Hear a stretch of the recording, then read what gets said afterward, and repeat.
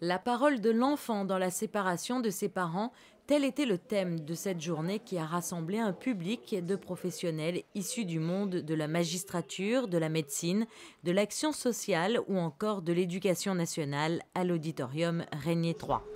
Dans notre société moderne, le divorce des parents est malheureusement en forte augmentation. En Europe, on estime que plus d'un enfant sur 4 vit sans ses deux parents. La séparation, une période douloureuse pour l'ensemble de la famille et particulièrement pour l'enfant. D'un divorce très conflictuel, l'enfant va dans un premier temps se sentir ce qu'on appelle dans notre jargon professionnel en conflit de loyauté. Oser dire que j'ai du plaisir à aller chez papa, que papa me manque, c'est souvent trahir l'amour de maman. Parce que la conjugalité est tellement au paroxysme que leur coparentalité n'existe plus. Et il y a une surenchère entre je suis le meilleur parent et l'autre parce qu'il n'a pas été un bon mari d'office, peut être dans la perception de la mère un mauvais père.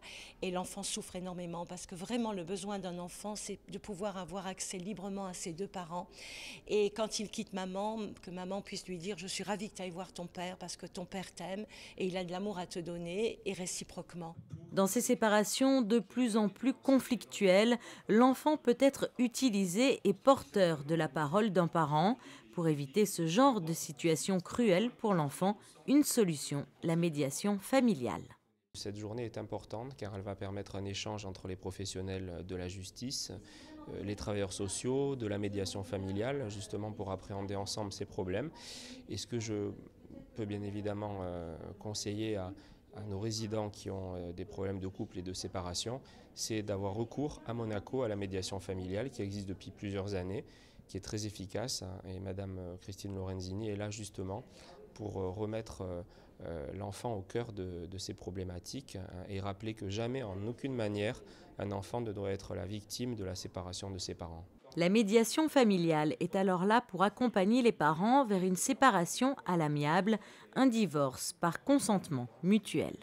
Le médiateur va effectivement accueillir ce conflit conjugal, cette période de crise, et va essayer de travailler les besoins de chacun, les besoins en tant que parents, et essayer d'avancer avec eux pour travailler leur responsabilité parentale et éviter que ce soit la justice qui tranche. Parce que les magistrats sont souvent dépourvus avec les avocats, le principe du contradictoire, un parent va défendre une thèse, l'autre va être complètement en opposition, et les magistrats sont très très sensibles au travail de partenariat que nous essayons de renforcer parce que c'est pas évident et qu'à un moment donné, s'il n'y a pas consensus, ils sont obligés de trancher et l'intérêt supérieur de l'enfant, quelquefois, peut nous échapper à nous tous. À la suite d'un divorce conflictuel, 40% des enfants ne verraient plus leur père, les droits des pères étant souvent bafoués.